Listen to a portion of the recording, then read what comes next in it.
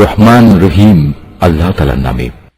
অথবা তিনি শ্রেষ্ঠ যিনি আসমান সমূহ ও জমিন পয়দা করেছেন এবং আসমান থেকে তোমাদের জন্য পানি বর্ষণ করেছেন, আবার তা দিয়ে জমিনে মনোরম উদ্যান তৈরি করেছেন, অথচ তাতে একটি ক্ষুদ্র বৃক্ষ পয়দা করারও তোমাদের ক্ষমতা নেই।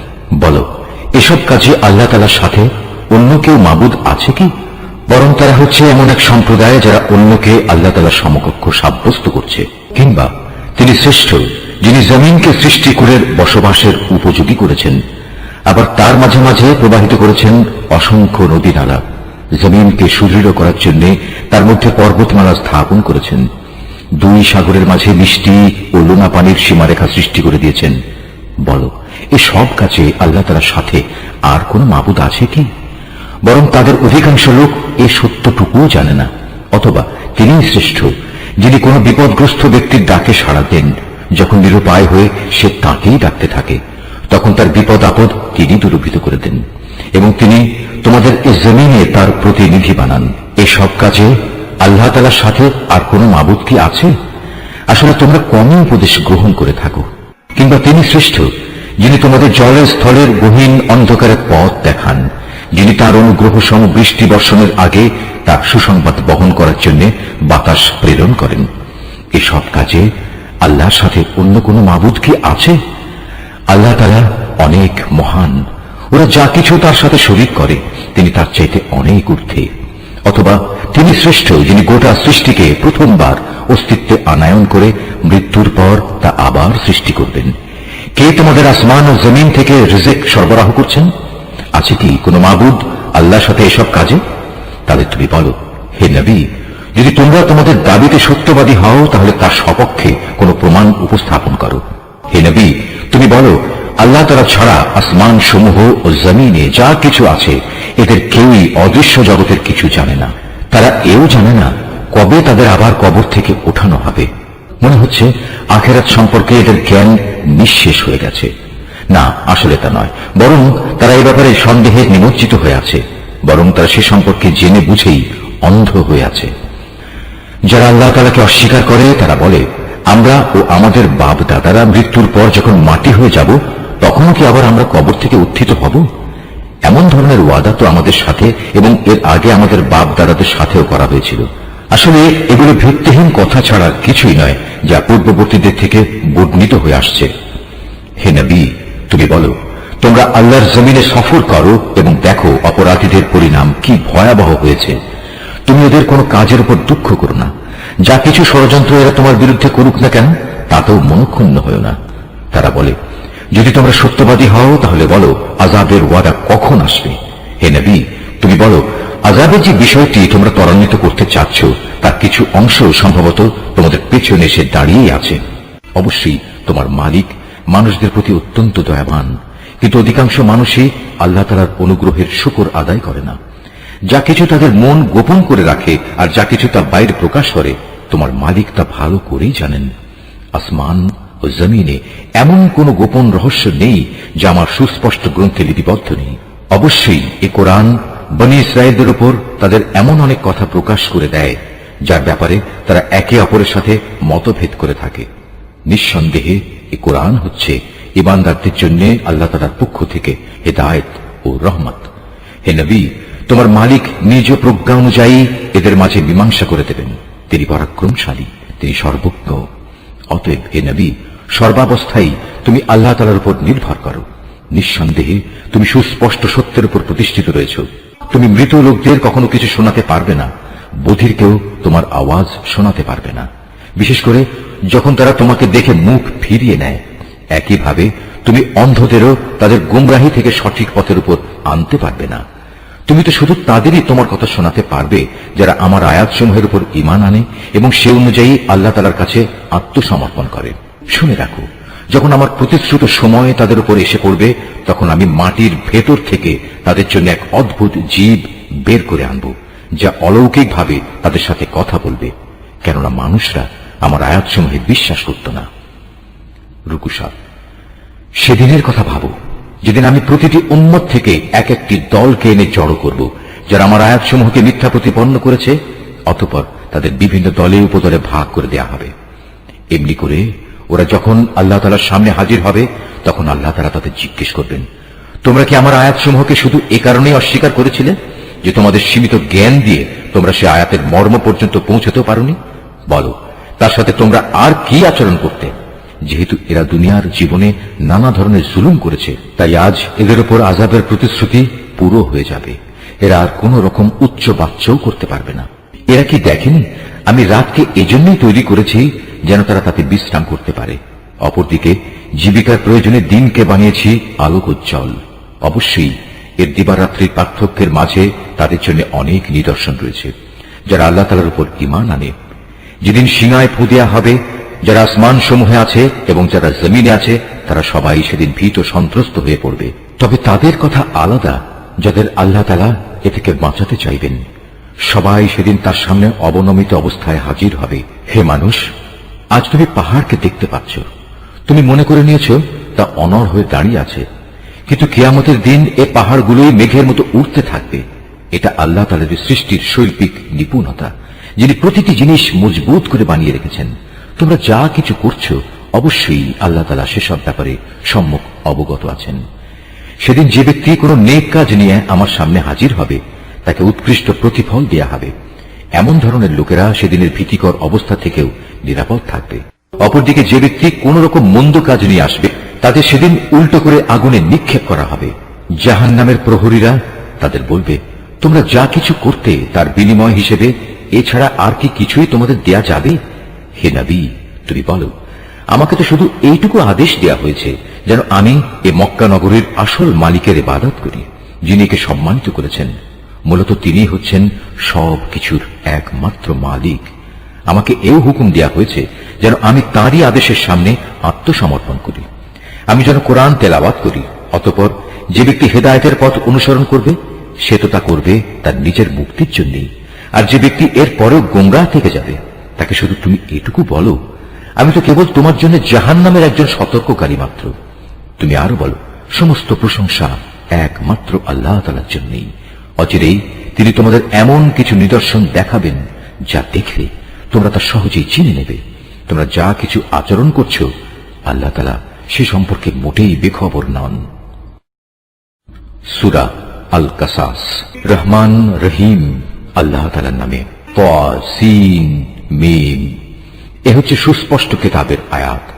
হে নবী, এই আয়াতসমূহের মাধ্যমে আমি তোমাকে মুসা ও ফেরাউনের কিছু ঘটনা ঠিক ঠিক করে বলে দিতে চাই। এটা তাদের জন্য যারা আল্লাহ তাআলার উপর ঈমান আনে। ঘটনাটা ছিল এই, ফেরাউন আল্লাহর জমিনে অনেক শক্তিশালী হয়ে উঠেছিল।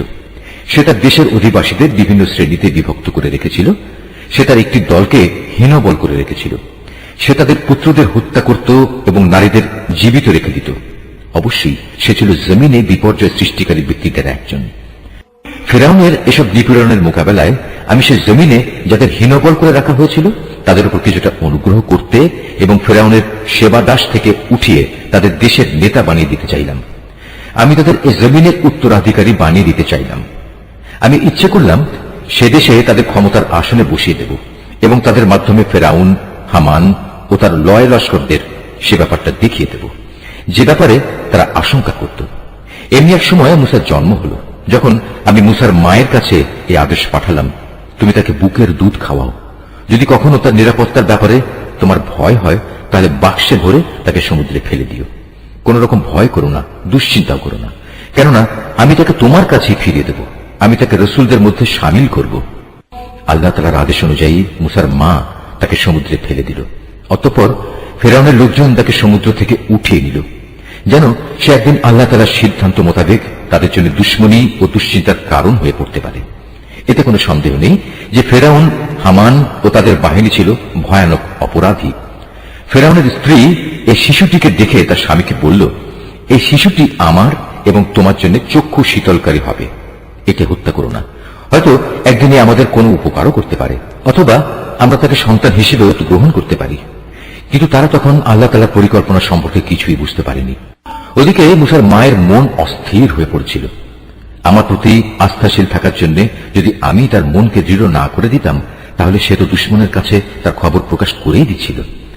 সে মুসার বোনকে বলল, তুমি সাগরের পার ধরে এর পেছন পেছন যাও। কথানুযায়ী সে তাকে দূর থেকে এমন ভাবে পর্যবেক্ষণ করতে থাকলো যে ফেরাউনের লোকেরা টেরও করতে পারল না।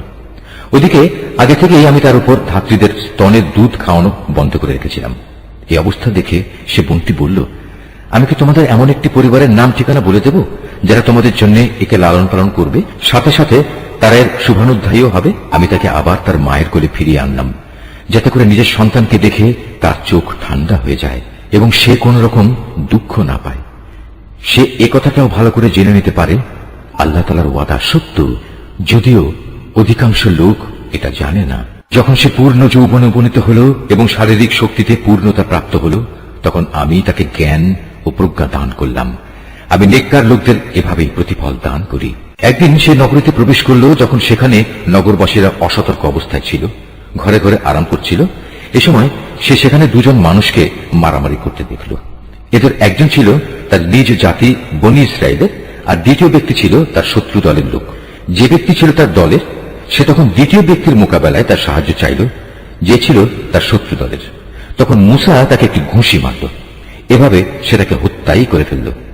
সাথে সাথে অনুতপ্ত হয়ে সে বলল, এটা একটা শয়তানি কাজ, অবশ্যই সে হচ্ছে মানুষের দুশমন এবং প্রকাশ্য বিভ্রান্তকারী। সে আরো বলল, হে আমার মালিক, অনিচ্ছাকৃত এ কাজ করে আমি তো আমার নিজের উপর বড় জুলুম করে ফেলেছি। হে আল্লাহ তাআলা, তুমি আমাকে ক্ষমা করে দাও। অতঃপর আল্লাহ তাআলা তাকে ক্ষমা করে দিলেন, কেননা তিনি হচ্ছেন ক্ষমাশীল ও পরম দয়ালু। সে আরো বলল, হে আমার মালিক, তুমি যেভাবে আমার উপর মেহেরবানি করেছ, সে অনুযায়ী আমিও তোমাকে প্রতিশ্রুতি দিচ্ছি, আমি আর কখনো কোনো অপরাধী ব্যক্তির জন্য সাহায্যকারী হব না। অতঃপর ভীত শঙ্কিত অবস্থায় সে নগরীতে তার ভোর হল। হঠাৎ সে দেখতে পেল আগের দিন যে ব্যক্তি তার কাছে সাহায্য প্রার্থনা করেছিল, সে আবার তাকে সাহায্যের জন্য চিৎকার করছে। মূসা এবার তাকে বলল, তুমি তো দেখছি একজন ভারী গোমরা লোক। তারপরেও যখন সে ও ফরিয়াদি ব্যক্তিটি তাদের উভয়ের শত্রুর উপর হাত ওঠাতে চাইল, তখন এ ব্যক্তিটি মনে করল মূসা তাকে বুঝি মেরেই ফেলবে। তাই সে বলল, তুমি কি আজ আমাকে সেভাবেই হত্যা করতে চাও যেভাবে কাল তুমি এক ব্যক্তিকে হত্যা করেছ? তুমি তো জমিনের দারুণ স্বেচ্ছাচারী হতে চলেছ। তুমি কি মোটেই শান্তি স্থাপনকারী হতে চাও না? এর কিছুক্ষণ পরেই এক ব্যক্তি নগরীর আরেক প্রান্ত থেকে দৌড়ে এসে বলল, হে মূসা, আমি এইমাত্র শুনে এলাম ফেরাউনের দরবারীরা তোমাকে হত্যা করার ব্যাপারে পরামর্শ করছে। অতএব তুমি এক্ষুনি শহর থেকে বের হয়ে যাও। আমি হচ্ছে তোমার একজন শুভাকাঙ্ক্ষী বন্ধু। অতঃপর সে ভীত ও আতঙ্কিত অবস্থায় নগরী থেকে বের হয়ে গেল এবং যেতে যেতে বলল, হে মালিক, তুমি আমাকে জালিম জাতির হাত থেকে রক্ষা করো। মিশর ছেড়ে যখন সে মাদিয়ান অভিমুখে যাত্রা করল, তখন বলল, আমি আশা করি আমার মালিক আমাকে সঠিক পথই দেখাবেন। অবশেষে যখন সে মাদিয়ানের একটি পানির কূপের কাছে পৌঁছল, তখন দেখল তার পাশে অনেক মানুষ, তারা পশুদের পানি পান করাচ্ছে এবং তাদের অদূরে সে দুজন রমণীকে দেখতে পেল, যারা নিজ নিজ পশুদের আগলে রাখছে। সে তাদের জিজ্ঞেস করল, তোমাদের কি হলো? তোমরা পশুদের পানি খাওয়াচ্ছ না? তারা বলল, আমরা পশুদের পানি খাওয়াতে পারবো না যতক্ষণ না এর রাখালরা তাদের পশুদের সরিয়ে না নিয়ে যায়, এবং আমাদের পিতা একজন বৃদ্ধ মানুষ, তিনি আসতে পারেন না, তাই আমরা এসেছি। একথা শোনার পর সে এদের পশুগুলোকে পানি খাইয়ে দিল। তারপর সরে একটি গাছের ছায়ার দিকে গেল এবং আল্লাহকে বলল, হে আমার মালিক, এই মুহূর্তে তুমি নিরাপদ আশ্রয় হিসেবে যে নিয়ামতই আমার উপর নাজিল করবে, আমি একান্তভাবে তারই মুখাপেক্ষী হয়ে থাকব। আল্লাহ তাআলার নিয়ামত আসতে দেরি হল না।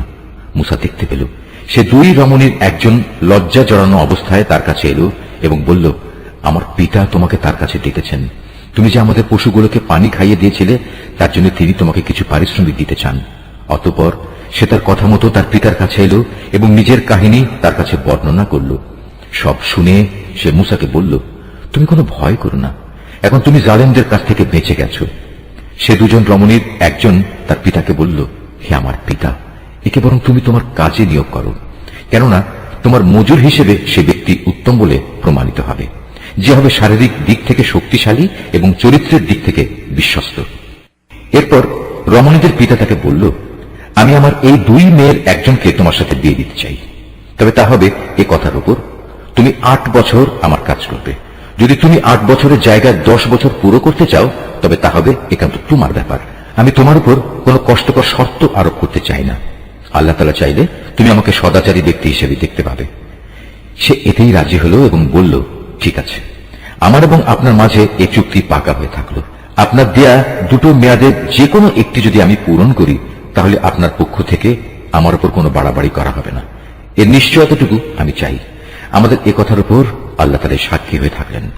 অতঃপর মুসা যখন তার চুক্তিবদ্ধ মেয়াদ পূর্ণ করে নিল, তখন সপরিবারে নিজ দেশের দিকে রওনা করল। যখন সে তুর পাহাড়ের পাশে আগুন দেখতে পেল, তখন সে তার পরিবারের লোকদের বলল, তোমরা এখানেই অপেক্ষা করো, আমি আগুন দেখতে পেয়েছি। সম্ভবত আমি সেখান থেকে রাস্তাঘাট সম্পর্কিত কোনো খোঁজ খবর নিয়ে আসতে পারবো, আর তা না হলে কমপক্ষে জ্বলন্ত আগুনের একটা টুকরো তো নিয়ে আসতেই পারবো, যাতে তোমরা আগুন পোহাতে পারবে। যখন সে আগুনের কাছে পৌঁছল, তখন উপত্যকার ডান পাশের পবিত্র ভূমিস্থিত একটি গাছ থেকে গায়েবী আওয়াজ এলো, হে মুসা, আমি আল্লাহ সৃষ্টিকুলের একমাত্র মালিক। তাকে আরো বলা হলো, তুমি তোমার হাতের লাঠিটি জমিনে নিক্ষেপ করো। যখন সে তাকে দেখল তা জীবন্ত সাপের মতোই ছোটাছুটি করছে, তখন সে উল্টো দিকে ছুটতে লাগলো, পেছনের দিকে তাকিয়েও দেখল না। তার প্রতি তখন আদেশ করা হলো, হে মুসা, তুমি এগিয়ে এসো, ভয় পেও না, তুমি হচ্ছে নিরাপদ মানুষদেরই একজন। তুমি তোমার হাত তোমার বুক পকেটের ভেতর রাখো, দেখবে কোন রকম অসুস্থতা ছাড়াই তা উজ্জ্বল হয়ে বেরিয়ে আসবে। মন থেকে ভয় দূরীভূত করার জন্য তোমার হাতের বাজু তোমার বুকের সাথে মিলিয়ে রাখো। এ হচ্ছে ফেরাউন ও তার দলীয় প্রধানদের কাছে তোমার মালিকের পক্ষ থেকে নবুয়তের দুটো প্রমাণ। সত্যি তারা এক গুনাহগার জাতি। সে বলল, হে আমার মালিক, আমি নিতান্ত ভুলবশত তাদের একজন মানুষকে হত্যা করেছি, তাই আমার ভয় হচ্ছে তারা সে হত্যার প্রতিশোধ দিতে গিয়ে আমাকে মেরে ফেলবে। যেহেতু কথা বলার ব্যাপারে আমার জিহ্বার জড়তা আছে, তাই আমার ভাই হারুন সে আমার চাইতে ভালো করে কথা বলতে পারে, অতএব তুমি তাকে সাহায্যকারী হিসেবে আমার সাথে পাঠিয়ে দাও, যাতে করে সে আমাকে সমর্থন করতে পারে। আমার ভয় হচ্ছে আমি একা গেলে তারা আমাকে মিথ্যা প্রতিপন্ন করবে। আল্লাহ তাআলা বললেন, তুমি চিন্তা করো না, আমি তোমার ভাইকে দিয়ে তোমার হাত শক্তিশালী করব এবং আমার আয়াতসমূহ দিয়ে আমি তোমাদের উভয়কে শক্তি যোগাবো, ফলে তারা আর কখনো তোমাদের কাছে পৌঁছতে পারবে না। পরিশেষে তোমরা এবং তোমাদের অনুসারীরাই তাদের উপর বিজয়ী হবে।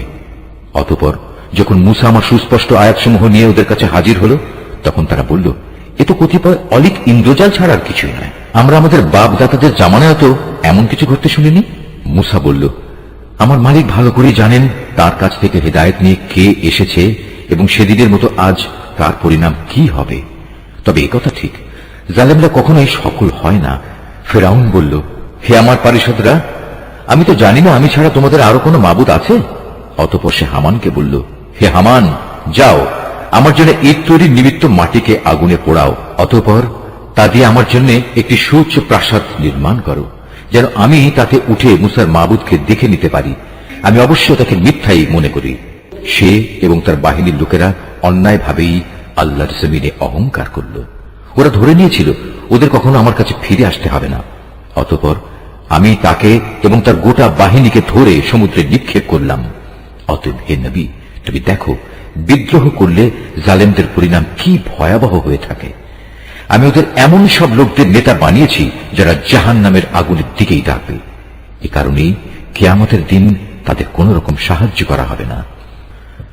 দুনিয়ায় যেমন আমি তাদের পেছনে আমার লানত লাগিয়ে রেখেছি, তেমনি কিয়ামতের দিনও তারা নিতান্ত ঘৃণিত লোকদের মধ্যে সামিল হবে। অতীতের বহু মানব গোষ্ঠীকে আমার সাথে বিদ্রোহের আচরণের জন্য ধ্বংস করার পর আমি মুসাকে তাওরাত কিতাব দান করেছি। এ কিতাব ছিল মানুষদের জন্য জ্ঞান ও তত্ত্বকথার সমাহার। সর্বোপরি এ কিতাব ছিল তাদের জন্য হেদায়েত ও রহমত, যাতে করে তারা এ থেকে শিক্ষা গ্রহণ করতে পারে। হে নবী, মুসাকে যখন আমি আমার বিধান দিয়েছিলাম, তখন তুমি তুর পাহাড়ের পশ্চিম পাশে সে বিশেষ স্থানটিতে উপস্থিত ছিলে না, না তুমি এই ঘটনার প্রত্যক্ষদর্শীদের দলে সামিল ছিলে। তারপর আমি আরো অনেক মানব গোষ্ঠীর আবির্ভাব ঘটিয়েছিলাম। অতঃপর তাদের উপর বহু যুগ অতিবাহিত হয়ে গেছে যারা সে ঘটনার প্রত্যক্ষদর্শী ছিল। মহাকালের বিবর্তন তাদের ধরে রাখেনি। আর তুমি মাদিয়ানবাসীদের মাঝেও উপস্থিত ছিলে না যে তুমি তাদের কাছে আমার আয়াতসমূহ পড়ে পড়ে শুনিয়েছ, কিন্তু সে সময় খবরাখবর তোমার কাছে পৌঁছানোর জন্য আমি সেখানে মজুদ ছিলাম। মুসাকে যখন আমি প্রথমবার আওয়াজ দিয়েছিলাম, তখনও তুমি তুর পাহাড়ের কোন দিকেই মজুদ ছিলে না। বস্তুত এটা হচ্ছে তোমার প্রতি তোমার মালিকের রহমত। তিনি তোমাকে এসব অবহিত করেছেন, যাতে করে এর মাধ্যমে তুমি এমন এক সম্প্রদায়কে সতর্ক করতে পারো যাদের কাছে তোমার আগে কোনো সতর্ককারী আসেনি, যে তারা উপদেশ গ্রহণ করবে। এমন যেন না হয় ওদের কৃতকর্মের জন্য ওদের উপর কোনো বিপর্যয় এসে পড়বে এবং তখন তারা বলবে, হে আমাদের মালিক, তুমি আমাদের কাছে কোনো রসুল পাঠালে না কেন? তাহলে আমরা তোমার আয়াতসমূহের অনুবর্তন করতাম এবং আমরা সবাই ঈমানদারও হয়ে যেতাম। অতঃপর যখন আমার কাছ থেকে তাদের কাছে সত্য দিন এলো, তখন তারা বলতে লাগলো, এ নবীকে সে ধরনের কিছু কেতাব দেয়া হলো না কেন যা মুসাকে দেওয়া হয়েছিল? কিন্তু তুমি বলো, মুসাকে যা দেওয়া হয়েছিল তাকে ইতিপূর্বে এরা অস্বীকার করেনি? তারা তো এও বলেছে এ উভয়টিই হচ্ছে জাদু, এর একটি আরেকটি সমর্থক, এবং তারা বলেছে আমরা এর কোনোটাই মানি না। হে নবী, তুমি এদের বলো, যদি উভয়টাই মিথ্যা হয় এবং তোমরা তোমাদের এ দাবিতে সত্যবাদী হও, তাহলে আল্লাহ তাআলার কাছ থেকে অন্য কোনো কিতাব নিয়ে এসো যা এ দুটোর তুলনায় ভালো হবে, তাহলে আমিও তার অনুসরণ করব। যদি এরা তোমার এই কথার কোনো জবাব না দেয়, তাহলে জেনে রেখো এরা আসলে নিজেদের খেয়াল খুশির অনুসরণ করে এসব বলে। তার চাইতে বেশি গোমরা ব্যক্তি আর কে আছে যে আল্লাহ তাআলার পক্ষ থেকে কোনো হেদায়েত পাওয়া ছাড়াই কেবল নিজের খেয়াল খুশির অনুসরণ করে? আল্লাহ তাআলা কখনো জালেম জাতিকে পথ দেখান না। আমি আমার বাণী কোরআনের এই কথা তাদের জন্য ধীরে ধীরে পাঠিয়েছি, যাতে করে তারা শিক্ষা গ্রহণ করতে পারে।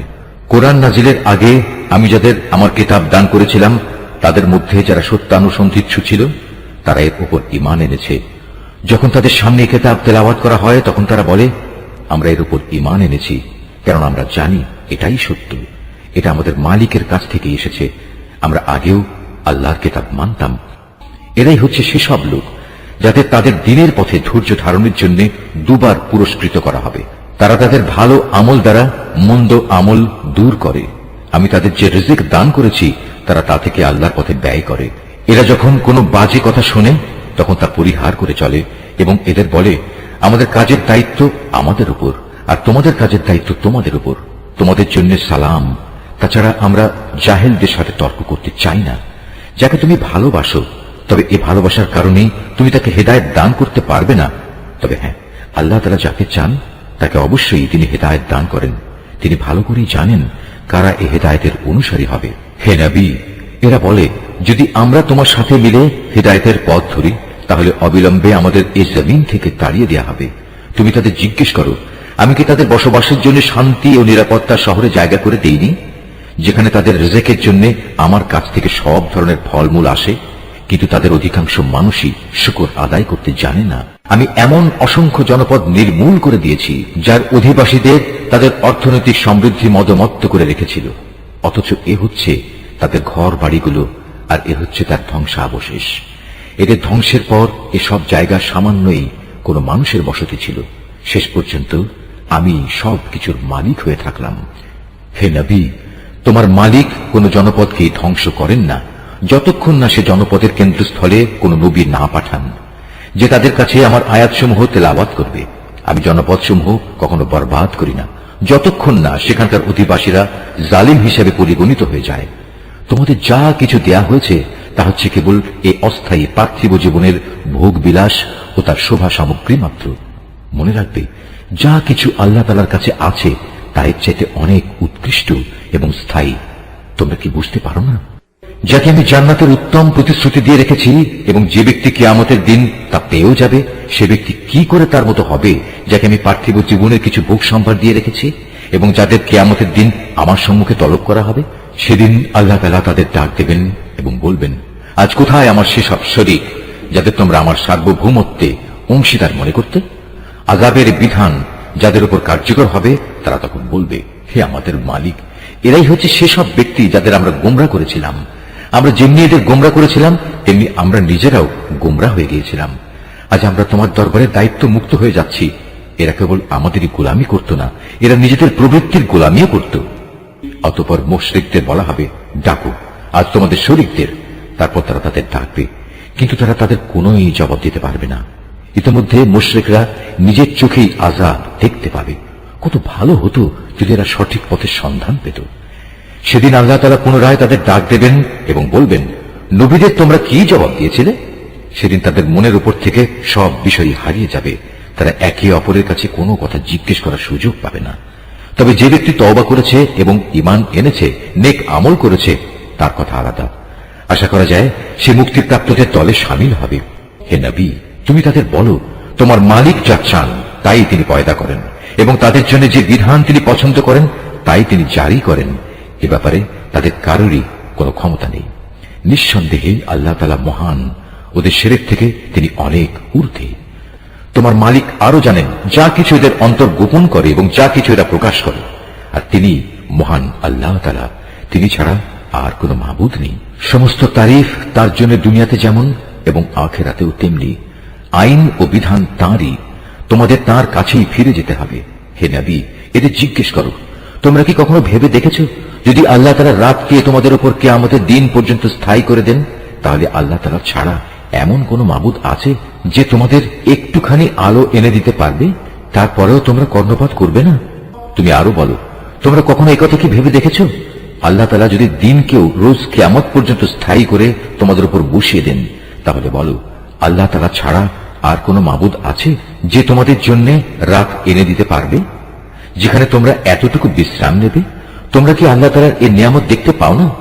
এটা তো তাঁরই রহমত যে তিনি তোমাদের জন্য রাত ও দিন বানিয়েছেন, যাতে করে তোমরা রাতে আরাম করতে পারো এবং দিনের বেলায় তার জীবিকার অনুগ্রহ সন্ধান করতে পারো, যেন তোমরা তার শুকর আদায় করতে পারো।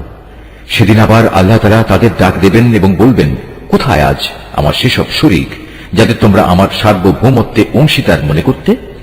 সেদিন আমি প্রত্যেক জাতির মাঝ থেকে এক একজন সাক্ষী বের করে আনব। অতঃপর তাদের বলবো, তোমরা সবাই তোমাদের পক্ষে দলিল প্রমাণ হাজির করো। সেদিন ওরা সবাই বুঝতে পারবে যাবতীয় সত্য একমাত্র আল্লাহ তাআলার জন্যই নির্ধারিত। তারা আল্লাহ তাআলা সম্পর্কে যেসব কথা উদ্ভাবন করত তা নিমিষেই তাদের কাছ থেকে হারিয়ে যাবে। নিঃসন্দেহে কারুন ছিল মুসার জাতির লোক, কিন্তু তা সত্ত্বেও সে তার উপর ভারী জুলুম করেছিল। অথচ আমি তাকে এত বিশাল পরিমাণ ধনভাণ্ডার দান করেছিলাম যে তার ভাণ্ডারের চাবিগুলো বহন করা একজন শক্তিশালী লোকের পক্ষেও ছিল একটা কষ্টসাধ্য ব্যাপার। একবার তার জাতির লোকেরা তাকে বলল, ধন সম্পদ নিয়ে দম্ভ করো না, কেননা আল্লাহ তাআলা দাম্ভিকদের পছন্দ করেন না, এবং এই যে সম্পদ যা আল্লাহ তাআলা তোমাকে দিয়েছেন তা দিয়ে পরকালের কল্যাণ তালাশ করো, এবং দুনিয়া থেকে সম্পদের যে আসল অংশ পরকালে নিয়ে যেতে হবে তা ভুলে যেও না। এবং আল্লাহ তাআলা যেভাবে ধন সম্পদ দিয়ে তোমার উপর মেহেরবানি করেছেন, তুমিও তেমনি তার পথে তার ব্যয় করে তার বান্দাদের উপর দয়া করো।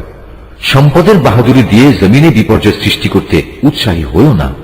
নিঃসন্দেহে আল্লাহ তাআলা ফাসাদি লোকদের ভালোবাসেন না। কারণ একথা শুনে বলল, এই বিশাল ধন সম্পদ আমার জ্ঞান ও যোগ্যতা বলেই আমার কাছে এসেছে। কিন্তু এই মূর্খ লোকটা কি জানতো না আল্লাহ তাআলা তার আগে বহু মানব গোষ্ঠীকে ধ্বংস করে দিয়েছেন, যারা শক্তি সামর্থ্যে তার চেয়ে ছিল অনেক প্রবল এবং তাদের জমা মূলধনও তার তুলনায় ছিল অনেক বেশি। অপরাধীদের তাদের অপরাধজনিত অজুহাত সম্পর্কে জিজ্ঞাসাবাদ করা হবে না। অতঃপর একদিন সে তার লোকদের সামনে নিজের শান শওকতের প্রদর্শনী করার জন্য জাঁক জমকের সাথে বের হল। মানুষদের মাঝে যারা পার্থিব জীবনের ভোগ বিলাস কামনা করত, তখন তারা বলল, আহা, কত ভালো হতো কারণকে যা দেয়া হয়েছে তা যদি আমাদেরও থাকত। আসলেই সে মহাভাগ্যবান ব্যক্তি। অপরদিকে যাদের আল্লাহ তাআলার রহস্য জ্ঞান দেয়া হয়েছে তারা বলল, ঠিক তোমাদের সম্পদের উপর। বস্তুত যারা আল্লাহ তাআলার উপর ঈমান আনে এবং নেক কাজ করে তাদের জন্য তো আল্লাহ তাআলার দেয়া পুরস্কারই শ্রেষ্ঠ, আর তা শুধু ধৈর্যশীলরাই পেতে পারে। পরিশেষে আমি তাকে এবং তার ঐশ্বর্যে ভরা প্রাসাদকে জমিনে গেড়ে দিলাম। তখন যারা তার সম্পদের জন্য একটু আগেই আক্ষেপ করছিল তাদের এমন কোন দলই সেখানে মজুদ ছিল না যারা আল্লাহ তাআলার গজবের মোকাবেলায় তাকে একটু সাহায্য করতে পারল, না সে নিজেকে গজব থেকে রক্ষা করতে পারল। মাত্র গতকাল সন্ধ্যা পর্যন্ত যারা তার জায়গায় পৌঁছার কামনা করছিল তারা আজ সকাল বেলায় বলতে লাগলো, আসলে আল্লাহ তাআলা তার বান্দাদের মাঝে যাকে চান তার জন্য রিজিক বাড়িয়ে দেন, আর যাকে চান তার জন্য তা সংকীর্ণ করে দেন। যদি আল্লাহ তাআলা আমাদের উপর তার অনুগ্রহ না করতেন, আমাদেরও তিনি কারণের মতোই আজ জমিনের ভেতর পুঁতে দিতেন। আসলে কাফেররা কখনোই সফলকাম হয় না। এটা হচ্ছে আখিরাতের চির শান্তির ঘর।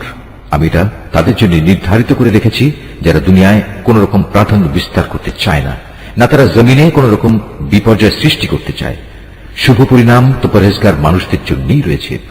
যে ব্যক্তি কিয়ামতের দিন কোন নেকি নিয়ে হাজির হবে তাকে তার পাওনার চাইতে বেশি পুরস্কার দেয়া হবে, আর যে ব্যক্তি কোনো মন্দ কাজ নিয়ে আসবে সে যেন জেনে রাখে যারাই মন্দ কাজ করেছে তাদের কেবল সেটুকু পরিমাণ শাস্তি দেয়া হবে যে পরিমাণ মন্দ তারা নিয়ে এখানে হাজির হবে। হে নবী, যে আল্লাহ তাআলা এই কোরআন তোমার উপর অবশ্য পালনীয় করেছেন তিনি অবশ্যই তোমাকে তোমার কাঙ্ক্ষিত পূর্ণভূমিতে ফিরিয়ে নিয়ে যাবেন। তুমি তাদের বলো, আমার মালিক এটা ভালো করেই জানেন, কে তার কাছ থেকে হেদায়েত নিয়ে এসেছে আর কে সুস্পষ্ট গুমরাহিতে নিমজ্জিত রয়েছে। হে নবী, তুমি তো কখনো এ আশা করনি তোমার উপর কোনো কিতাব নাজিল হবে। হ্যাঁ, এটা ছিল তোমার মালিকের একান্ত মেহেরবানি যে তিনি তোমাকে কিতাব দান করেছেন। সুতরাং তুমি কখনো সত্য প্রত্যাখ্যানকারী জালেমদের পক্ষ নেবে না। দেখো, এমন যেন কখনো না হয় যে তোমার উপর আল্লাহ তাআলার আয়াতসমূহ নাজিল হবার পর তারা তোমাকে এর অনুসরণ থেকে বিরত রাখবে। তোমার কাজ হবে তুমি মানুষদের তোমার মালিকের দিকে আহ্বান করবে এবং নিজে তুমি কখনো মুশরিকদের অন্তর্ভুক্ত হবে না। কখনো আল্লাহ তাআলার সাথে তুমি অন্য কোনো মাবুদকে ডেকো না। তিনি ব্যতীত অন্য কোনো মাবুদ নেইও। তার মহান সত্তা ছাড়া প্রতিটি বস্তুই ধ্বংসশীল। যাবতীয় সার্বভৌমত্ব তার জন্যই এবং তোমাদের সবাইকে তার কাছেই ফিরে যেতে হবে। সূরা আল আনকাবুত। রহমান রহিম আল্লাহ তাআলার নামে। আলিফ লাম মিম। মানুষরা কি এটা মনে করে নিয়েছে তাদের শুধু এটুকু বলার কারণেই ছেড়ে দেয়া হবে যে আমরা ঈমান এনেছি এবং তাদের কোন রকম পরীক্ষা করা হবে না? আমি তো সেসব লোকদেরও পরীক্ষা করেছি যারা এদের আগে এভাবেই ঈমানের দাবি করেছিল। আল্লাহ তাআলা অবশ্যই তাদের ভালো করে জেনে নেবেন যারা ঈমানের দাবিতে সত্যবাদী। আবার ঈমানের মিথ্যা দাবিদারদেরও তিনি অবশ্যই জেনে নেবেন। যারা সব সময় গুনাহের কাজ করে বেড়ায় তারা এটা ধরে নিয়েছে তারা বুদ্ধির প্রতিযোগিতায় আমার থেকে আগে চলে যাবে। এটা তাদের একটা মন্দ সিদ্ধান্ত যা আমার সম্পর্কে তারা করতে পারল। তোমাদের মধ্যে যে ব্যক্তি এ আশা করে সে আল্লাহ তাআলার সামনাসামনি হবে, তবে সে যেন জেনে রাখে আল্লাহ তাআলার নির্ধারিত এই সময়টা অবশ্যই আসবে। আল্লাহ তাআলা সবকিছু শুনেন, সবকিছু জানেন। যে ব্যক্তি আল্লাহ তাআলার পথে সংগ্রাম সাধনা করে সে তো আসলে তা করে তার নিজের কল্যাণের জন্যই, কেননা আল্লাহ তাআলা সৃষ্টিকুল থেকে প্রয়োজন মুক্ত। যারা ঈমান আনে এবং নেক কাজ করে আমি অবশ্যই তাদের সেসব দোষ ত্রুটিগুলো দূর করে দেব এবং তারা যেসব নেক আমল করে আমি তাদের সেসব কর্মের উত্তম ফল দেব।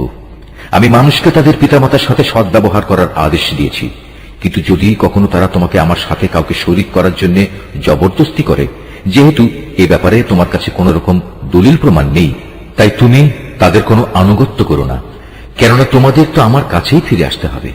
আর তখন আমি অবশ্যই তোমাদের সব কিছু বলে দেব তোমরা দুনিয়ার জীবনে কে কোথায় কি করতে। যারা আল্লাহ তাআলার উপর ঈমান এনেছে এবং নেক আমল করেছে আমি অবশ্যই তাদের নেক বান্দাদের অন্তর্ভুক্ত করে নেব।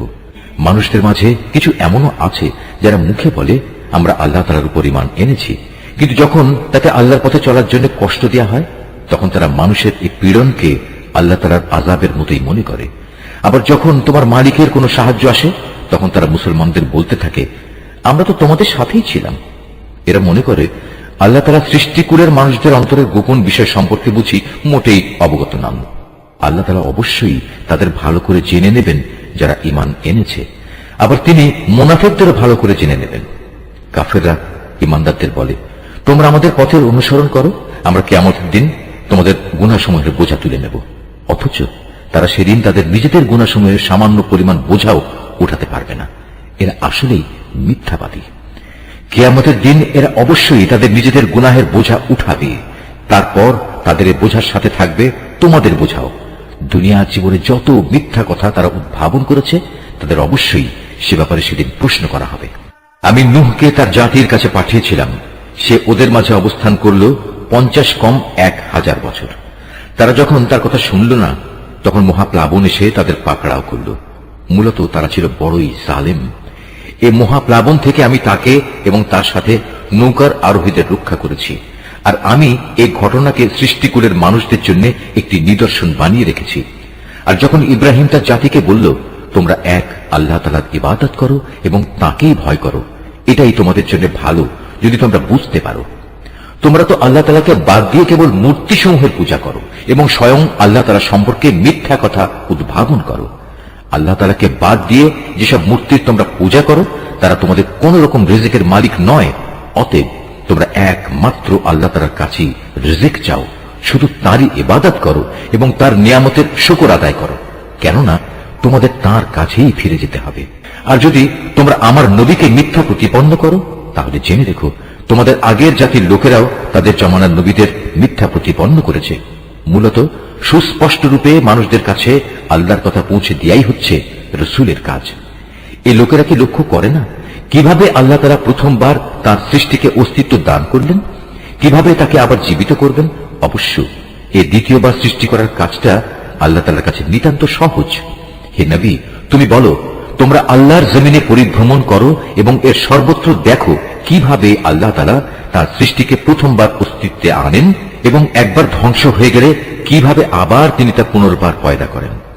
নিঃসন্দেহে আল্লাহ তাআলা সব কিছুর উপর প্রবল ক্ষমতাবান। তিনি যাকে চান তাকে শাস্তি দেন, আবার যাকে চান তাকে ক্ষমা করে তার উপর অনুগ্রহ করেন। সর্বাবস্থায় তোমাদের তার দিকেই ফিরে যেতে হবে। তোমরা জমিনের অতলে যেমন আল্লাহ তাআলাকে তার পরিকল্পনায় অক্ষম করে দিতে পারবে না, তেমনি পারবে না আসমানের কোন চূড়ায়ও। বস্তুত আল্লাহ তাআলা ছাড়া তোমাদের কোনো অভিভাবক নেই, নেই কোনো সাহায্যকারীও। যারা আল্লাহ তাআলার আয়াতসমূহ ও তার সামনাসামনি হওয়া অস্বীকার করে, মূলত সেসব লোক আমার অনুগ্রহ থেকে নিরাশ হয়ে গেছে। আর এরাই হচ্ছে সেসব মানুষ যাদের জন্য রয়েছে মর্মন্তুদ শাস্তি।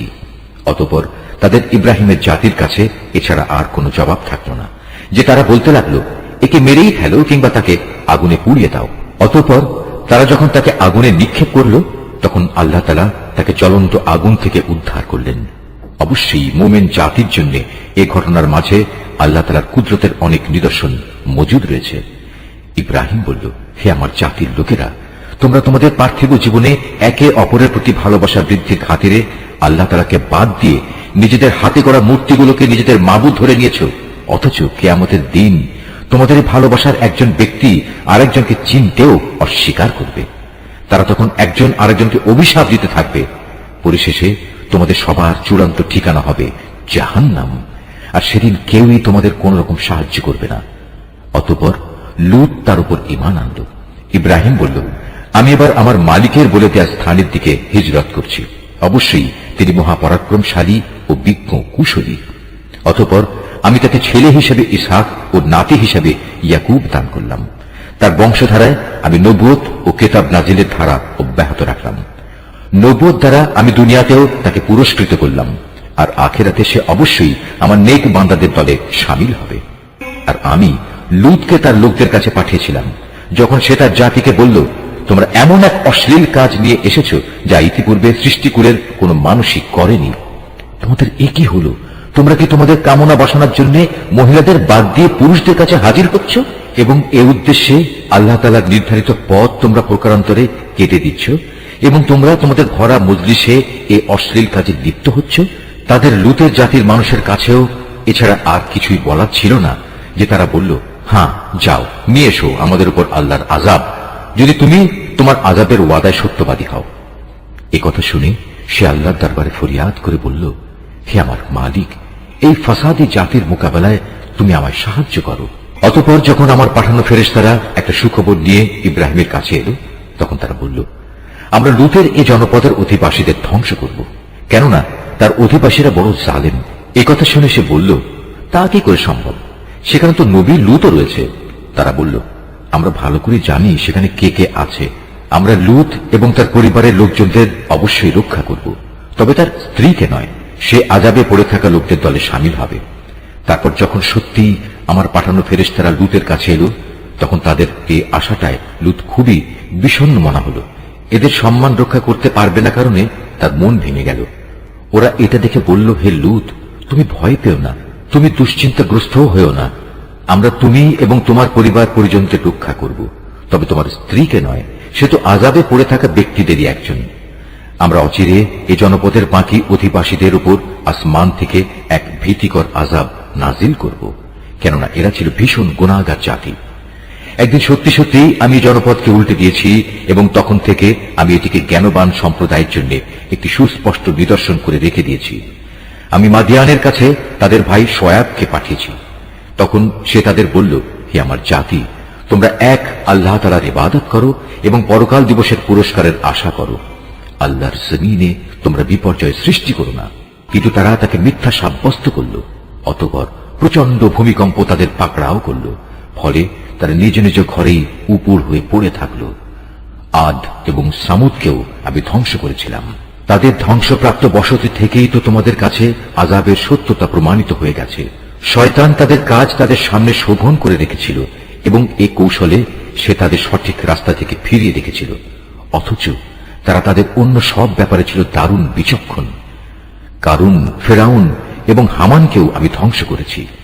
মুসা তাদের কাছে আমার সুস্পষ্ট আয়াত নিয়ে এসেছিল, কিন্তু তারা তাকে মানার বদলে জমিনে বড় বেশি অহংকার করেছিল, অথচ তারা কোনো অবস্থায় আমার আযাব থেকে পালিয়ে আগে চলে যেতে পারল না। অতঃপর এদের সবাইকেই আমি তাদের নিজ নিজ গুনাহের কারণে পাকড়াও করেছি। এদের কারো উপর প্রচন্ড ঝড় পাঠিয়েছি, কাউকে মহাগর্জন এসে আঘাত এনেছে, কাউকে আমি জমিনের নিচে গেড়ে দিয়েছি, আবার কাউকে আমি পানিতে ডুবিয়ে দিয়েছি। মূলত আল্লাহ তাআলা এমন ছিলেন না যে তিনি এদের উপর কোন জুলুম করেছেন। জুলুম তো বরং তারা নিজেরাই নিজেদের উপর করেছে। যেসব লোক আল্লাহ তাআলার বদলে অন্যকে নিজেদের অভিভাবক হিসেবে গ্রহণ করে, তাদের দৃষ্টান্ত হচ্ছে মাকড়সার মতো। তারা নিজেরাও এক ধরনের ঘর বানায়, আর দুনিয়ার দুর্বলতম ঘর হচ্ছে এই মাকড়সার ঘর। কত ভালো হতো যদি তারা এই সত্যটুকু বুঝতে পারত। এরা আল্লাহ তাআলার পরিবর্তে যে সবকিছুকে ডাকে, আল্লাহ তাআলা তাদের সম্পর্কে সম্যক অবগত রয়েছেন। তিনি মহাপরাক্রমশালী, প্রবল, প্রজ্ঞাময়। এ হচ্ছে সেই উদাহরণ যা আমি মানুষদের জন্যই পেশ করেছি। কেবল জ্ঞানী ব্যক্তিরাই তা বুঝতে পারে। আল্লাহ তাআলা আসমান সমূহ ও জমিন যথাযথভাবে সৃষ্টি করেছেন। বস্তুত এতে ঈমানদারদের জন্য আল্লাহ তাআলার অস্তিত্বের পক্ষে বড় প্রমাণ রয়েছে। নিশ্চয়ই আল্লাহ যা বলেছেন সত্য বলেছেন।